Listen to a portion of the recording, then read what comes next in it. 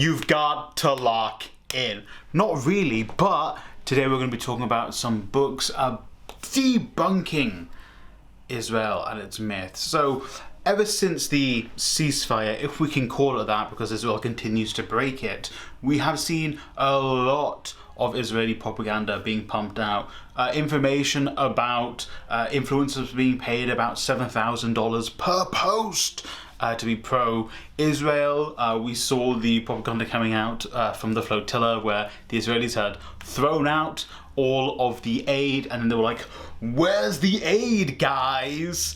And then also even recently here in the UK, our Prime Minister is trying to reverse the decision that a football club has taken to ban Maccabi Tel Aviv fans from coming to Birmingham. Maccabi Tel Aviv fans, if you don't remember, in 2024 went to Amsterdam and attacked Amsterdam natives, chanted death to Arabs, chanted just obscenities towards people in general. And so Aston Villa's board were like, yeah, we think it's just dangerous for them to come here. Because also, Maccabi Tel Aviv fans are known for being violent in Israel as well.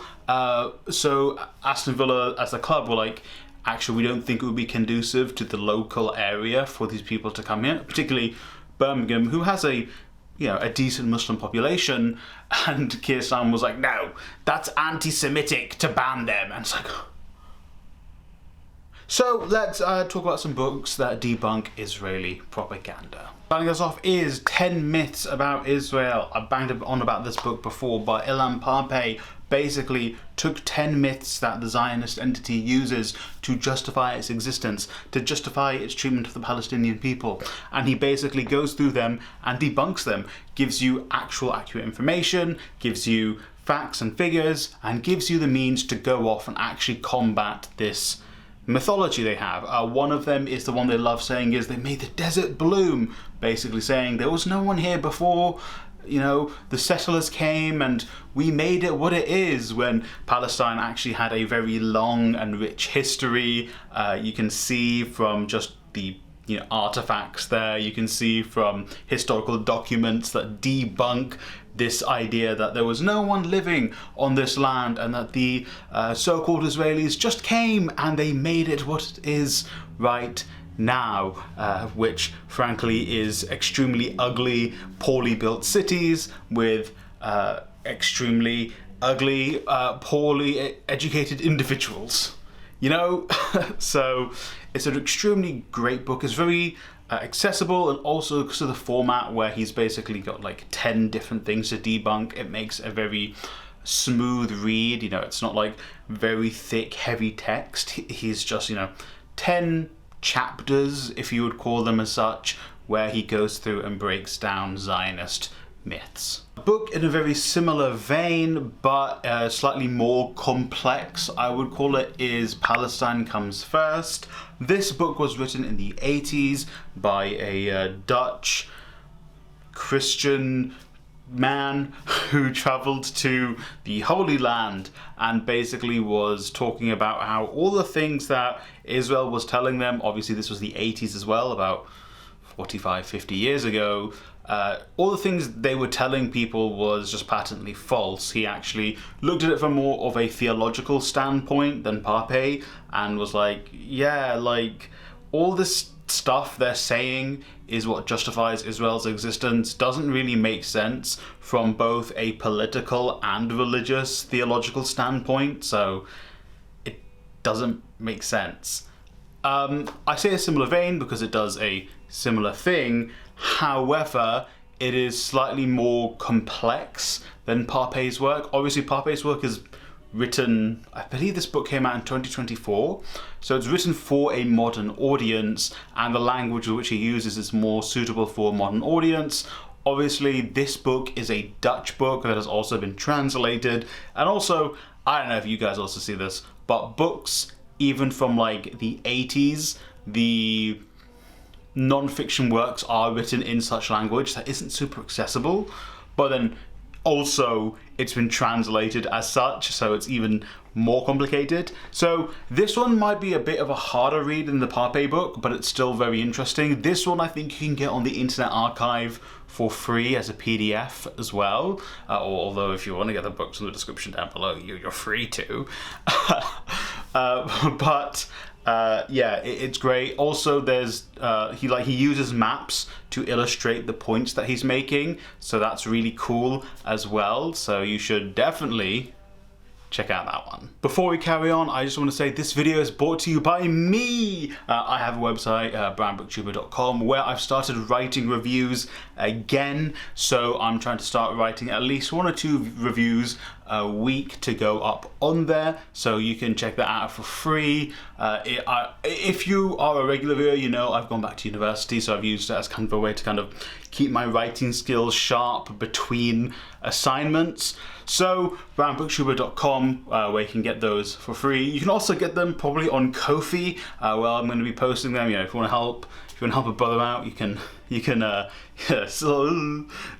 buy me a coffee over on Ko-fi, or you can become a member here from as little as £1 a month, where you get additional video content. We'll get more into that at the end of the video, but brownbooktuber.com is where you can get the blog for free. I'm going to try and write 1 or 2 a week. And as we were talking about football earlier, let's talk about When Friday Comes. This book isn't completely about Israeli football. It is about football in the Middle East as a whole. So if you are interested in that, it's a definitely buy regardless. I think the newer editions also go up until and maybe after the Qatar World Cup. I read it in like the build up to the Qatar World Cup, so the edition I read didn't have that, but maybe the new editions do, so you can go off and see that. But there was a whole section on Palestinian football and Israeli football, and unfortunately the two are intertwined, because the Palestinian football part, it tells you about how like Israel makes football extremely difficult for the Palestinians to play. Like, players from Gaza and from the West Bank can't get together to train because Israel doesn't let them out of certain areas. Israel won't let them out to go and play internationally if they're they're on the Palestine team. Palestinian footballers find it harder to be able to get contracts to play outside of Palestine for club football because Israel makes it harder for them to get visas.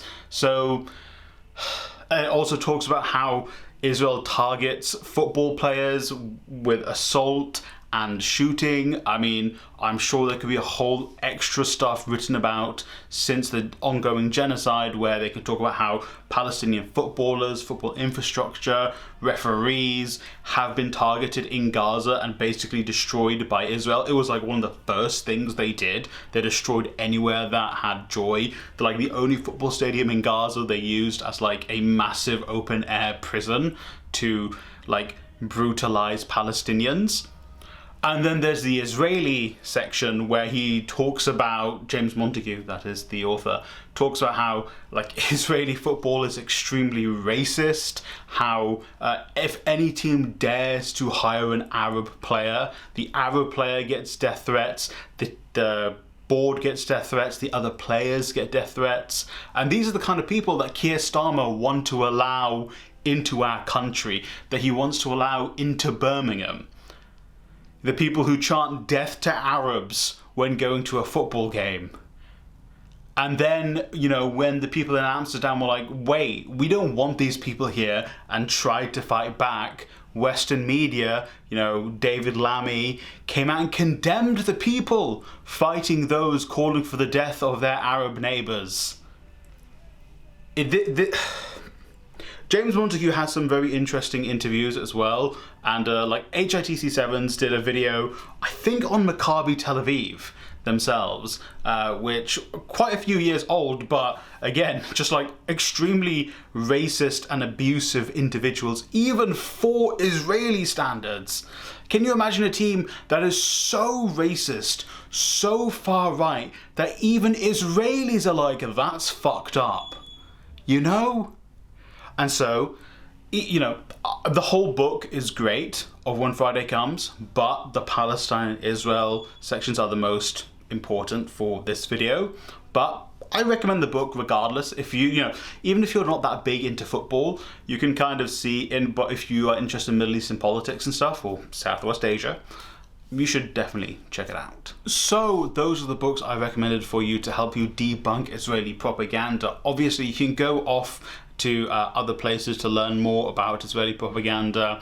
You know, recently they were running those YouTube ads and had that deal with Google where they could run ads basically unimpeded, where they were basically spreading lies, saying like the UN are the reason there was no food getting into Gaza, the fact that there was a famine was fake according to Israel. I think they made one about the flotillas not actually having aid. We are fighting against a massive social media machine. You know, Israel pays people a lot of money. The United States give Israel money to push propaganda. You know, they exploit people to push this propaganda. They go to people in less economically developed countries and be like, here's money, go off and spread hatred towards Palestinians. Go off and spread hatred towards people who aren't pro-Israel. I mean, one of the biggest Twitter accounts that is pro-Israel, they found out is just some dude in India.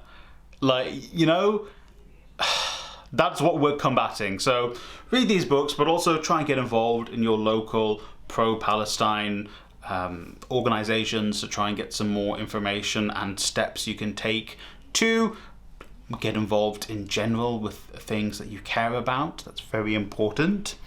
And before I sign off, I'm going to say a very special thank you to my members. Members get extra content. They get to be part of a book club. They can be part of a movie club. They get additional videos. They get to, you know, decide the direction of some of the videos on this channel.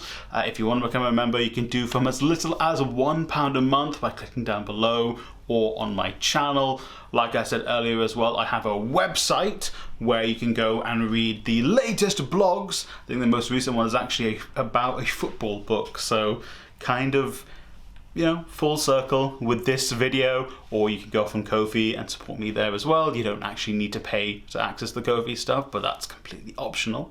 But thank you for watching. I really appreciate you getting to this part of the video. If you did, why don't you comment a football emoji down below, American or soccer football if you want.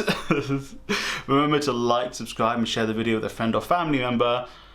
And as always, I hope you read a great book today.